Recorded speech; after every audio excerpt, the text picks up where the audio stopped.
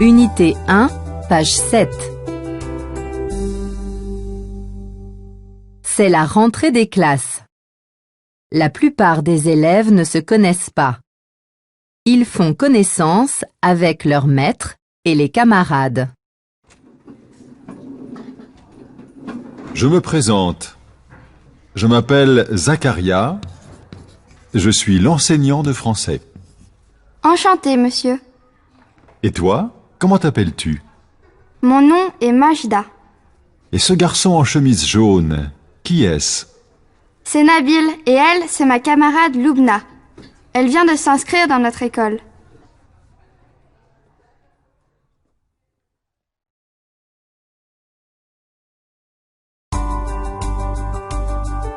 Unité 2, page 22. Khalil fait visiter la ville de Rabat à sa cousine Yasmine qui habite en France. Ils sont devant le mausolée Mohamed V. Quel beau monument! Quand a-t-il été construit? Entre 1962 et 1969, sous le règne du roi Hassan II. Est-ce qu'on peut le visiter? Bien sûr, allons-y. C'est super! Crois-tu que la décoration du marbre, du zélige et du plâtre a été faite à la main? Évidemment, ce sont plus de 400 artisans marocains qui ont travaillé dur pour obtenir ce magnifique résultat. Qu'est-ce qu'il y a à côté du mausolée? Il y a une mosquée et un musée.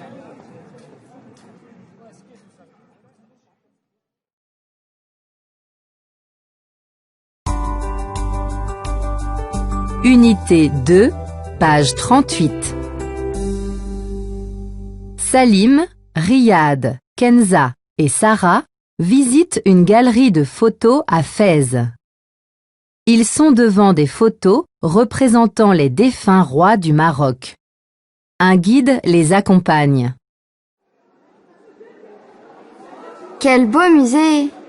À qui sont tous ces portraits et photos? Ce sont les sultans qui ont gouverné le Maroc depuis des siècles.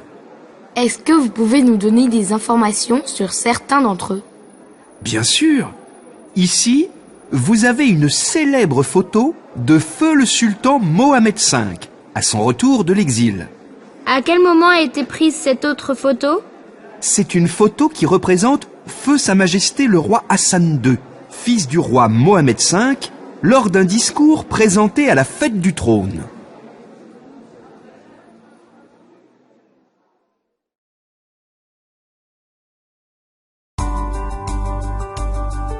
Unité 3, page 58. Salima et Karim discutent avec un photographe lors d'une cérémonie de mariage. Salima, tu as déjà été invitée à une fête auparavant? Oui, j'ai déjà assisté au mariage de mon cousin. Parle-moi de cette cérémonie. C'était magnifique. Cela s'est passé l'été dernier sous une tente dans le jardin de la maison. D'abord, les deux heureux mariés sont rentrés sous les youyous des femmes. Puis, un cortège de musiciens les a suivis. Vous avez certainement bien mangé. Bien sûr, un repas traditionnel copieux nous a été servi. Et en fin de soirée, nous sommes rentrés chez nous avec nos parents. C'était une belle cérémonie.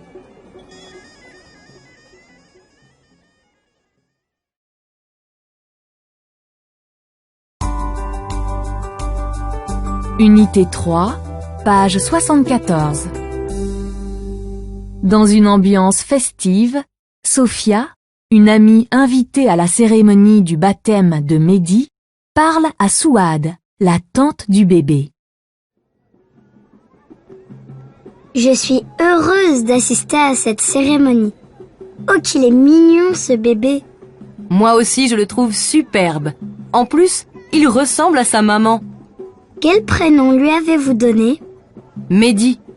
C'est son frère et sa sœur qui lui ont choisi ce prénom. Ils sont très contents d'avoir un petit frère. C'est vrai. C'est chouette d'avoir un petit frère et de lui trouver un prénom. Toute la famille est ravie de fêter ce jour spécial. le 7e jour de la naissance de Mehdi.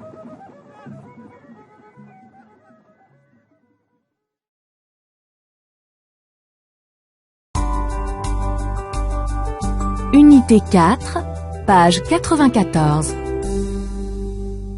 Reda a participé avec son père à un voyage organisé en Turquie. Il raconte à ses camarades Salima et Karim. Bonjour Reda, tu reviens d'un voyage organisé en Turquie? Raconte-nous ton voyage. Oui, avec plaisir.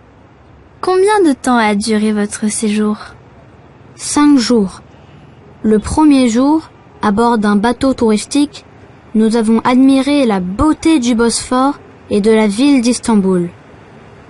Le deuxième jour, nous avons visité le palais Topkapi, la mosquée bleue aux 6 minarets et la place Taksim. Et les jours suivants? Le troisième jour, nous sommes allés en bateau à l'île des Princes. Tout y était beau. Le lendemain, nous avons fait des achats dans le Grand Bazar. C'est un immense marché couvert et coloré. Et qu'est-ce que tu as ressenti? J'étais hyper content. Aujourd'hui, je garde un bon souvenir de ce magnifique pays.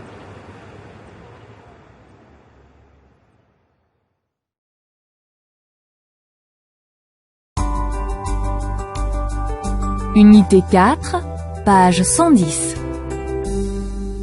Sophia est contente de son voyage à Chefchaouen. Elle partage avec enthousiasme ses souvenirs avec ses camarades.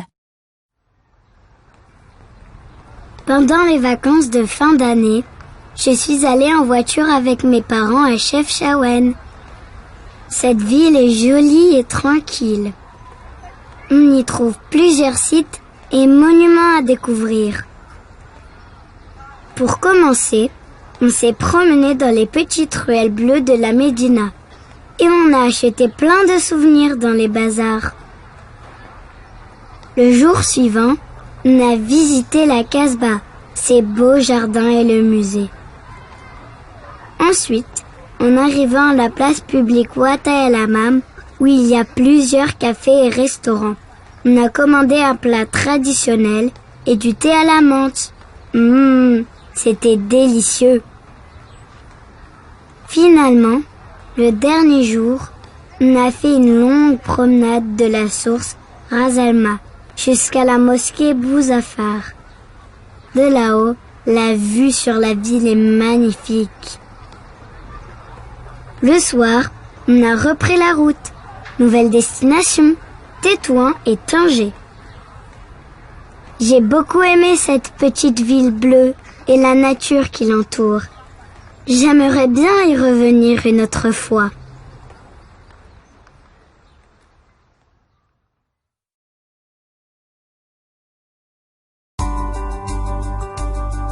Unité 5, page 130. Un petit garçon et sa sœur sont au balcon de leur appartement. Il est 12h30. Amine, regarde! La rue est pleine de voitures.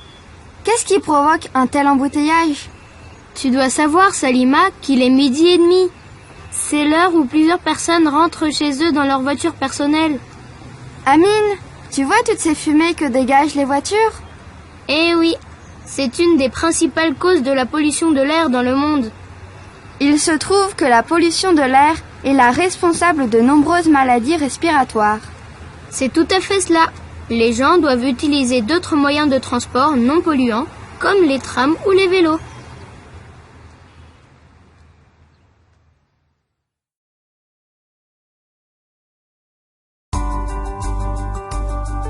Unité 5, page 146. Récit d'un enfant. Dans la nature, l'eau est douce ou salée. L'eau est nécessaire à la vie de tous les êtres vivants. Pour boire et manger, nous devons utiliser de l'eau potable. À cause de l'homme, l'eau est parfois polluée. L'eau peut devenir rare et les ressources en eau peuvent s'épuiser. Il faut donc l'économiser.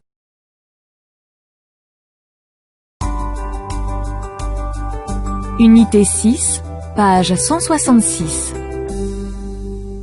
En rentrant de voyage de chez sa grand-mère, Samira saute de joie en trouvant un mini-téléviseur accroché sur le mur de sa chambre à coucher. Son papa et sa maman l'accueillent avec chaleur. Samira, voici le mini-téléviseur dont tu rêvais.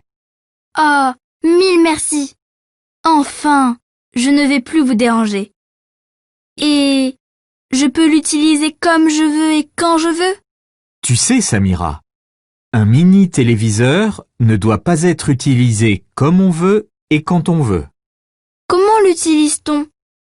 Je voudrais savoir plein de choses. Samira, nous avons réglé ton mini-téléviseur. Tu ne peux voir que les dessins animés et les documentaires. Et quoi encore, papa? Tu ne peux pas l'utiliser après 8 heures. Bien entendu, papa. Et pour la console? Tu peux la brancher dessus et jouer avec tes jeux préférés. Vous savez bien que je suivrai tous vos conseils. Oh, merci. Merci encore, mes chers parents.